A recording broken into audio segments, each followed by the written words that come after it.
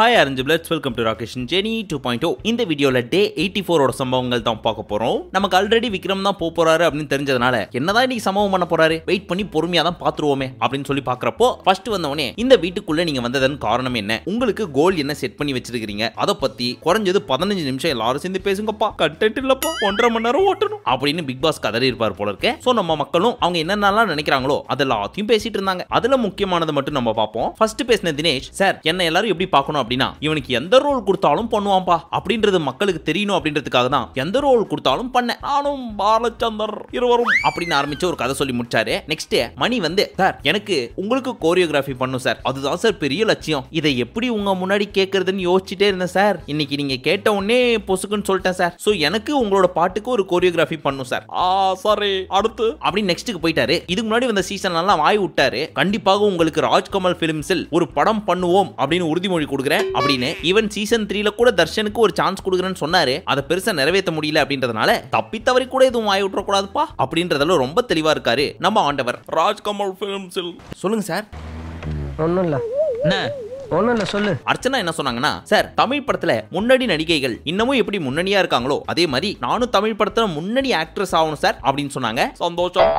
அடுத்து விஷ்ணு சார் எனக்கும் உங்களை மாதிரி வெள்ளித்திரையில தக தக தக தகன்னு மின்னும் சார், ஏன்னா இது வரைக்கும் சின்ன திரையில மட்டுமே இருந்துட்டு குண்டு சட்டியிலே குதிரை ஓடிட்டேன், சோ உங்க படத்துல ஒரு சின்ன ரோல் கெட்டா கூட ஓகே சார் அப்படின்னு எல்லாருமே இவரையே புடிச்சு நோண்டிட்டு இருக்காங்க. பாவம் அவர் வச்சிருக்கிறதே ஒரே ஒரு ராஜ்கமல் பிலிம்ஸ், அதுல எனக்கு ஒரு சான்ஸ் கொடுங்க எனக்கு ஒரு சான்ஸ் கொடுங்கன்னு சொல்லி அவரையே புடிச்சு நோண்டா அவர் என்னதான் பண்ணுவாரு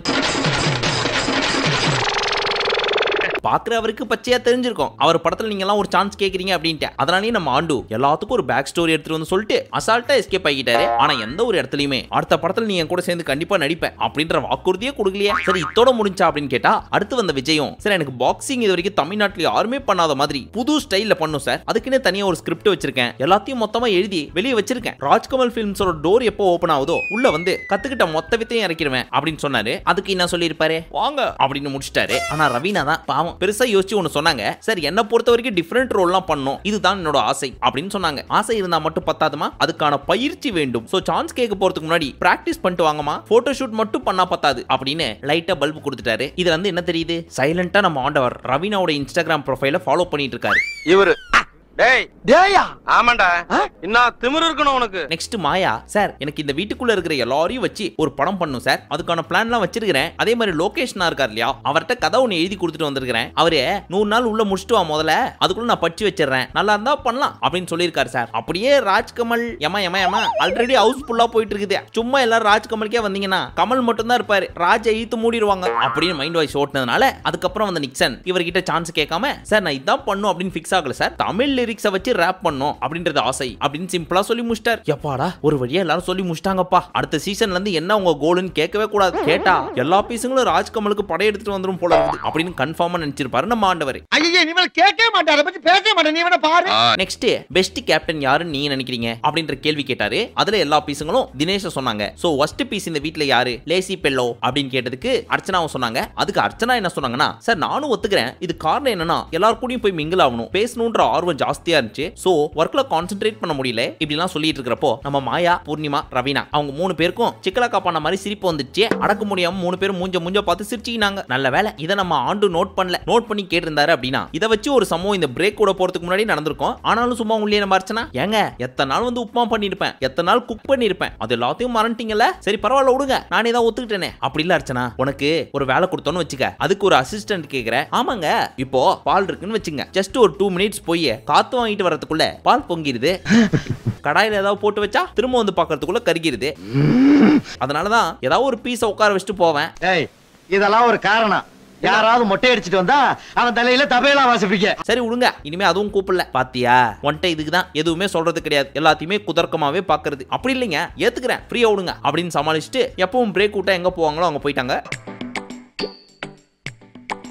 சரி, அடுத்த கேள்வி, இந்த வீட்டுக்குள்ள யாரு லூப்லயே இருக்காங்க, யாரு ஃப்ரீஸ்லயே இருக்காங்க? அதாவது ஃப்ரீஸ்னா செஞ்ச மேட்டரியே தான் செய்றாங்க, லூப்னா ஒரு விஷயத்தை செஞ்சுட்டு இன்னொரு நிலைக்கு போயிட்டு மறுபடியும் அதே நிலைக்கு வந்துட்டு இப்படின்னு தேஞ்ச ரெக்கார்ட் மாதிரியே பண்றது. இந்த மாதிரி யார் நினைக்கிறீங்க அப்படின்னு சொல்லி கேட்டிருந்தாங்க. அட போங்கயாயோ, இதெல்லாம் ஒரு டாஸ்கா அப்படின்னு பயங்கர காண்டாச்சு. ஏன்னா எந்த மாதிரி டாஸ்க் வச்சாலும் சரி, எந்த கேள்வி வச்சாலும் சரி, எல்லாமே சேஃப் கேம் தான் ஆடுதுங்க. அப்படி இருக்கிறப்போ எதுக்கு இந்த மாதிரிலாம் கேள்வி கேட்கணும் அப்படின்ற மாதிரி ஆயிடுச்சு. பட் அதுலயும் ஒரு சில பீஸுங்களாம் சேஃப் கேம் ஆடணும்னு நினைச்சுதுங்க, ஆனாலும் மாட்டிக்கிச்சுங்க. அது யாருன்னு கேட்டீங்கன்னா நம்ம விஷ்ணு. ஏன்னா ஃபர்ஸ்ட் எப்பவுமே ரைட் கார்னர் இல்ல லெஃப்ட் கார்னர்ல தான் ஸ்டார்ட் பண்ணுவாரு நம்ம ஆண்டவரே. அதுக்குள்ள நடுவுல இருக்கிற பீஸுங்கெல்லாம் உசாராயிரும், என்னென்ன பேசலாம் அப்படின்ட்டு. ஆனா இந்த டைம் ஸ்ட்ரைட்டா விஷ்ணுவை பிடிச்ச உடனே ஐயோ எதுவும் ப்ரிப்பேர் பண்ணலையே அப்படின்னு சொல்லி பொசுக்குன்னு மனசுல இருந்த உண்மையெல்லாம் கக்கிட்டு அப்படியே அவர் என்ன சொன்னார்னா, சார் இந்த விச்சுமா தான் லூப்லயே இருப்பாங்க சார், என்னன்னா மண்டே டு ஃப்ரைடே இருக்குல்ல, அதுக்குள்ள ஏதாவது ஒரு பிரச்சனையை பண்ணணும் அப்படின்னு ப்ரிப்பேர் ஆகி அதையே திரும்ப திரும்ப எல்லா வாரமும் பண்ணிட்டு இருப்பாங்க அப்படின்ட்டாரு. ஐயோ என் வாயை ஹேக் பண்ணிட்டாரு இவரே அப்படின்னு அந்த பீஸ் நினைச்சது நமக்கு பச்சையா தெரிஞ்சு. இதை கேட்டு நம்ம விச்சுமாவும் காண்டாயிட்டாங்க. பல நாளைக்கு அப்புறம் வீட்டுக்குள்ள ஒரு மனஸ்தாபம் உண்டாச்சு. அதுக்கு காரணம் கோட்டு போட்ட நம்ம அண்ணாச்சி.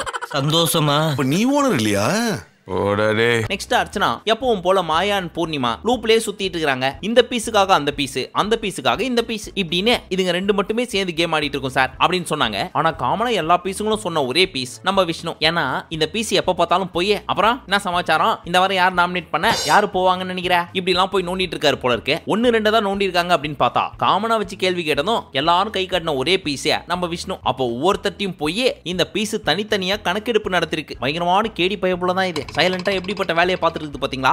bloody rascal. ஃபைனலி நம்ம நிக்சன் என்ன சொன்னாருன்னா, அப்புறம் இந்த வாரம் எப்படியே ஆண்டவர் பசியில வந்திருப்பாரா, எத்தனை முட்டை துண்ண போறாரு இப்படின்னா விஷ்ணு கேட்டதா நிக்சன் சொன்னார். ஏதோ நம்ம ஆண்டவர் குட் மூட்ல இருந்ததுனால சிரிச்சுட்டு விட்டாரு. இல்லன்னு வச்சுங்க, ஏதாவது ஒரு எபிசோட்ல என்னைக்காவது ஒரு டயலாக் சொல்லிருப்பா அப்படியே நம்ம விஷ்ணு அதை எடுத்து கிட்டத்தட்ட 1 மணி நேரத்துக்கு வறுத்து எடுத்திருப்பாரு. ஜஸ்ட் மிஸ்ல எஸ்கேப் ஆயிடுச்சு இந்த பீஸ்.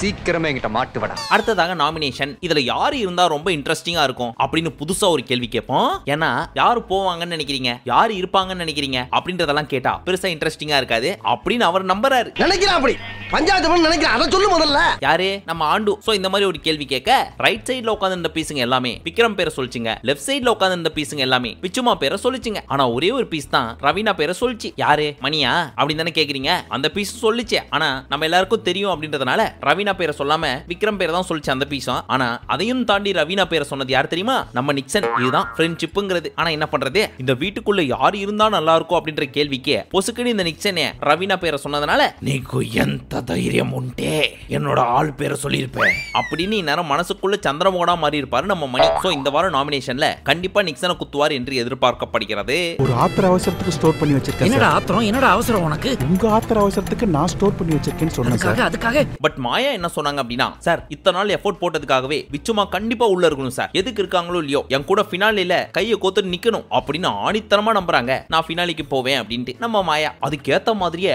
இந்த ஆடியன்ஸ் பீஸுங்க உட்கார்ந்துருக்கு தெரியுமாங்க, அதுங்க எல்லாமே மாயா அப்படின்ன உடனே பயங்கரமா கரகோஷத்தை எழுப்பிருச்சுங்க. அதை கேட்ட உடனே நமக்கு ஷாக்கு. ஓ மாயாக்கு இவ்ளோ ஃபேன்ஸ் இருக்காங்களா அப்படின்னு சந்தோஷம் தான். ஆனா இன்னொரு பக்கம் எனக்கு என்ன சந்தேகம்னா, இந்த விஜய் டிவியோட ஸ்டேஜ் ஷோ எல்லாம் பாத்தீங்கன்னு வச்சுங்களேன், இந்த பீஸுங்களே ஒரு ரெக்கார்டிங் வச்சிருக்கோம். ஆடியன்ஸ் எல்லாம் விசில் அடிச்சு கிளாப்ஸ் தட்டுற மாதிரி. யூஸ்வலா பாத்தீங்கன்னா நம்ம ஆண்டு அங்கிருந்து வந்த உடனே அந்த சவுண்ட் தான் வரும். அதை பார்த்து தான் நம்ம ஆடியன்ஸே கை தட்டுறது விசில் அடிக்கிறதுலாம் பண்ணுவாங்க. சோ அந்த வேலையா இருக்குமோ அப்படின்ற டவுட் லைட்டா இருக்குது. அதே சமயம் உள்ள உட்கார்ந்துருக்கிற most of the piece Vijay டிவில வேலை செய்யறவங்களோட ஃபேமிலி, ஃப்ரெண்ட்ஸ், ஸ்பான்சர்ஸோட ஃபேமிலி, இந்த மாதிரி ஆளுங்க தான் வருவாங்க. அப்படி இருக்கிறப்போ இதுங்களும் ஏதாவது பிளான் பண்ணிருக்கோம் அப்படின்ற டவுட்டும் வருது. அப்ப இன்னைக்கு நீ தான் என்ன பத்தி கேவலமா பேசியிருக்க. இதெல்லாம் ரிசர்ச் பண்ணி என்ன விண்வெளிக்கு ராக்கெட் அனுப்ப போற விஷயத்த சொல்லியா அப்படிங்கிற உங்க மைண்ட் வாய்ஸ் எனக்கு கேக்குது. சரி இதுல யாரு வெளியே போனாங்க அப்படின்றது உங்களுக்கு ஏற்கனவே சொல்லியாச்சு, நம்ம விக்ரம் தான். சோ இந்த கார்டை காமிச்ச உடனே நம்ம ஆளுக்கு பயங்கர அப்செட் ஆயிடுச்சு. கண்ணீர் விட்டு நான் வெளியே போறேன் அப்படின்றதையும் நம்பாம ரொம்ப நேரம் ஃப்ரீஸ்லயே இருந்தாரு. ஆனா பாத்தீங்கன்னு வச்சுங்களேன், ஒரு பீஸுங்க கூட நம்ம விக்ரம்காக அழவே இல்ல. இந்த பீஸுக்காக மட்டும் இல்ல, பொதுவா மத்த சீசன்லாம் பாத்தீங்கன்னா குறைஞ்சது 10ல இருந்து 15 பீஸுங்களாவது கண்ணீர் விட்டு கதறி அழுவும் வெளியே போனவங்களை நினைச்சு. ஆனா இந்த சீசன் வந்ததுங்க எல்லாமே ரொம்ப ஸ்ட்ராங் தான் போல இருக்குது. கொஞ்சம் கூட ஃபீலிங்கே கிடையாது. கணக்கெடுத்து பார்த்தா கூட 2-3 தான் அழுதுச்சுங்க. சரியான கல் நெஞ்சக்காரங்கப்பா மனுஷனாடா நீங்க எல்லாம். அதுக்கு நம்ம விக்ரம் வெளியே போனதுக்கு அப்புறம் வாயை திறந்து கேட்டார், ஏம்பா ஒருத்தராவது அழுங்கப்பா, யாருமே அழ மாட்டீங்களே அப்படின்ட்டு. அதுக்காகவே நம்ம பூர்ணிமா லைட்டா கண்ணை கசக்குனாங்க. ஆனா தண்ணி வெளியே வரல. அண்ட் வீட்ல இருந்து வெளியே போறதுக்கு முன்னாடி எல்லாரும் பத்தி என்ன நினைக்கிறாரு அப்படின்றத சொல்லிட்டு போனாரு. அதுல எஸ்பெஷலி மாயாவை பார்த்து இதுக்கு முன்னாடி எல்லாம் ஒன்னாதான் இருந்தோம், ஆனா லாஸ்ட் 1 வீக் நாங்க 2 பேரும் பேசிக்கல, ஏன்னா நான் கேள்விப்பட்ட விஷயங்கள் அப்படி, அதெல்லாம் பத்தி பெருசா ஃபீல் பண்ணாதீங்க மாயா, நம்ம வெளியே போனதுக்கு அப்புறம் நம்மளோட ஃப்ரெண்ட்ஷிப் கண்டினியூ பண்ணலாம் அப்படின்னு சொன்னாலும், ஆமா இவர் பெரிய பாகிஸ்தான் பிரதமரே, நாங்க நரேந்திர மோடி, இவங்களுக்குள்ள பேச்சுவார்த்தை, எப்படா நீ வெளியே போவோன்னு பாத்துட்டு இருந்தேன், கிளம்பிட்ட அப்படியே ஓடி போயிரு அப்படின்ற மாதிரியே பாத்துட்டு இருந்துச்சு நம்ம மாயா பீஸ். அந்த அளவுக்கு கொலகாண்டு. சரி இருண்டு போட்டோம், அதுக்காக வீட்டுக்குள்ள இருக்கணும் அப்படின்னு ஆசைப்பட்ட முன்னாள் ஃப்ரெண்ட் இவன் எனிமியா கூட இருக்கட்டுமே, வெளியே போறப்போ ஃபீல் பண்ணி ஹக் பண்ண வராரு. ஒரு பேசிக் கர்டசிக்காவது ஆல் தி பெஸ்ட் சொல்லி ஹக் பண்ணலாம், அட்லீஸ்ட் ஆல் தி பெஸ்ட் சொல்லனாலும் நார்மலா ஒரு ஹக் கொடுக்கலாம். ஆனா கட்டி பிடிக்க வர்றப்போ ஏதோ வேப்பங்கோட்டையை குடிக்க சொன்ன மாதிரி மூஞ்ச சலிச்சின்னு கட்டி பிடிக்கிறாங்க. ஹலோ என்ன போனா போதுன்னு பார்த்தா ரொம்ப தொகுற என்னது தொகுறனா? ஆனா நம்ம பூர்ணிமா கட்டி பிடிச்சது போதுமா, கொஞ்சம் உடுமா அந்த பையனை அப்படின்னு சொல்ற அளவுக்கு செவுத்துல அடிச்ச சாணி மாதிரி பச்சக்குன்னு ஒட்டிக்கிட்ட பிரியாம கட்டி பிடிச்சிட்டு இருக்காங்க.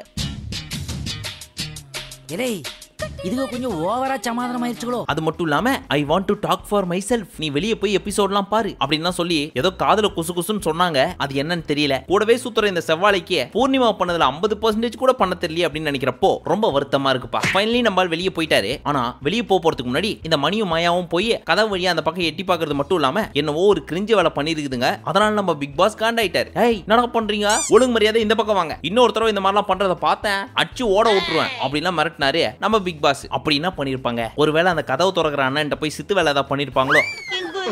நெக்ஸ்ட் வெளியே போன விக்ரம் அவரோட வீடியோலாம் பார்த்து முடிச்சதுக்கு அப்புறம் என்ன பேசுறனே தெரியல சார், நான் பேசுறதுக்கு ப்ரிப்பேரும் பண்ணல சார், டெய்லி நைட்டு தூங்க போறதுக்கு முன்னாடி big pass season 7 title winner Saravana Vikram அப்படின்னு சொல்லி பார்த்துப்பேன், இனி அது இல்லன்னு நினைக்கிறப்போ ரொம்ப வருத்தமா இருக்கு சார் அப்படிலாம் பேசிட்டு இருந்தாரு. அதெல்லாம் பாக்குறதுக்கு பாவமா தான் இருந்துச்சு. ஆனா இந்த பீஸோட குசும்பு இருக்குதே என்ன தெரியுமா கேட்டுச்சே, சார் நீங்க நடிச்ச உத்தம வில்லன் படம் பார்த்திருக்கிறேன், அதுல பையன் கேரக்டர் ஒன்னு வரும் தெரியுமா, அதுல நான் என்னையே வச்சு அடிக்கடி யோசிச்சு பார்த்தது உண்டு. சோ அடுத்த படத்துல நம்ம 2 பேரும் சேர்ந்து ஒர்க் பண்றோம் சார், அடுத்து எந்த ப்ராஜெக்டா இருந்தாலும் சரி கண்டிப்பா நம்ம 2 பேரும் ஒரே ஃப்ரேம்ல நடிக்கிறோம் அப்படின்னு தன்னை ரஜினிகாந்த், விஜய், அஜித் குமார் அந்த மாதிரி நினைச்சிட்டு கான்ஃபிடென்ட்டா ஏதோ ப்ராஜெக்ட்டுக்கு சைன் ஆஃப் கேக்குற மாதிரியே பேசிட்டு இருக்குதே. இத பார்த்த நம்ம ஆண்டவரே பாத்தீங்களா இந்த பயவுளை குசும்ப எவ்வளவு கெட்டிக்காரத்தானோ. இந்த மாதிரி ஒரு யுக்தியை பயன்படுத்தி யாருமே என்கிட்ட சான்ஸ் கேட்டது கிடையாது, நானே சிவாஜி சார் டைப் எல்லாம் கேட்டது கிடையாது, நீ என்ன இவ்வளவு அதிகாரமா கேக்குற அப்படின்ற காண்டு அவருக்குள்ள இருந்தாலும் சிரிச்சே சமாளிச்சாரு. அட படுபாவி பயவுள்ள முளைச்சு இலையே விடல எவ்வளவு பெரிய வேலை பார்த்துட்டு போகுது பத்தியா. அது மட்டுமா சூசகமா இன்னொரு மேட்டர் சொல்லிச்சு இந்த பீஸ். அர்ச்சனா நீ நான் தான் சண்டை போட்டிருக்கோம், ஒன்ட்ட சண்டை போட்ட மாதிரியே மத்த பீஸுங்கள்ட்ட சண்டை போட்டிருந்தா நான் இங்க வந்திருப்பேனா அப்படின்னு நக்கல் அடிச்சுட்டு எல்லாருக்கும் நான் போயிட்டு வரேன் பை பாய் அப்படின்னு சொல்லிட்டு மறுபடியும் வீட்டுக்குள்ளே போகுது. இதெல்லாம் பாக்குறப்ப எனக்கு ஒண்ணு தோணுது விக்ரம், நீங்க பிக் பாஸ் சீசன் 7க்கு டைட்டில் வின்னர் ஆகுறீங்களோ இல்லையோ கண்டிப்பா கலக்க போவது யாருக்கு போனீங்கன்னா நீங்க தான் டைட்டில் வின்னர், அதுல எந்த ஒரு சந்தேகமும் இல்ல. அதுக்கப்புறம் எல்லா பீஸுங்களும் சுத்தி உட்காந்து பேசிட்டு இருந்துச்சுங்க. அப்ப மாயா பூர்ணிமா கிட்டையும் நிக்சன் கிட்டையும் குசு குசுன்னு என்ன சொன்னாங்க தெரியுமா, டேய் நீங்க எல்லாம் தானடா காக்ரோச் அவனை சொல்லிட்டு இருந்தீங்க, ஆனா நான் கம்மியா சொன்னதுக்கு கூட அவன் கால்ல வந்து மன்னிப்பு கேட்டேன், அதுக்கு என்ன பண்ணான் பாத்தீங்களா, இவனுக்காக எத்தனை நாள் நின்னு பேசினேன், அதனாலதான் அவனே என்கிட்ட பேச வர்றப்ப கூட நான் மூஞ்சி கொடுத்து பேசல அப்படின்னு சொல்லிட்டு இருக்காங்க. ரொம்ப பாதிக்கப்பட்டிருக்கு போல இருக்க பீஸே, எவ்வளவு அடிச்சாலும் தாங்குற இந்த பீஸே போயும் விக்ரம் அடிச்சதுக்கு இவ்வளவு ஃபீல் பண்ணுது. அது வலி வேற டிபார்ட்மெண்ட். பட் மாயா ஹக் பண்ணாததையும் ரியாக்ட் பண்ணதையும் பார்த்துட்டு மணி, அர்ச்சனா, தினேஷ் 3 பேரும் மாயாவை ரொம்ப வன்மையா கண்டிச்சிட்டு இருந்தாங்க அப்படின்னு நீங்க நினைச்சிருப்பீங்க. ஆனா இந்த மீட்டிங்கான அர்த்தம் என்னன்னா கண்டிப்பா இந்த 3 சேர்ந்துக்கிட்ட நாமினேஷன்ல மாயாவை குத்துறதுக்காக தான் இந்த குட்டி பாராளுமன்றம். என்ன இவ்வளவு விஷயத்தை சொல்றீங்களே, யாருன்னு நீங்க? ஒன்ன மாதிரி நான் ஒரு திருடன் தான். சரி இப்போ வீட்டுக்குள்ள 10 பேர் ஆகி போயிட்டாங்க. ஆனா பேலன்ஸ் இருக்குது ஜஸ்ட் 3 வீக்ஸ். நேத்து நம்ம கம்யூனிட்டியில ஒரு கேள்வி கேட்டிருந்தோம், who will be the title winner for this season அப்படின்ட்டு. அந்த கேள்விக்கு 60%க்கு மேல அர்ச்சனான்னு சொல்லி இருக்காங்க. இதுக்கு மேல என்ன சந்தேகம், அவங்க தான் title winner. And wild card என்ட்ரியா வந்து ஃபர்ஸ்ட் டைட்டில் வின்னர் ஆக போறது இவங்க தான். ஓ அப்ப முடிவே பண்ணிட்டியா அப்படின்னு கேக்குறீங்களா? மோஸ்டா 80வது நாளுக்கு மேல இந்த மாதிரி ஒரு கேள்வி கேட்போம், அதுல ஹையஸ்ட் ஓட் யாருக்கு வருதோ அவங்க தான் வின்னரா இருப்பாங்க. அதன்படி பார்த்தா இந்த தடவை அர்ச்சனா தான் போட்டிருக்குது. சோ 99% இவங்களா இருக்கிறதுக்கு தான் வாய்ப்பு இருக்குது. ஒருவேளை அர்ச்சனா டைட்டில் வின்னரா இருந்தா உங்களுக்கு விருப்பா இல்ல வெறுப்பா அப்படின்றத மறக்காம கமெண்ட் செக்ஷன்ல சொல்லுங்க. மீண்டும் உங்களை நாளை வீடியோவில் சந்திக்கும் வரை நன்றி, வணக்கம், நமஸ்தே, நமஸ்கார்.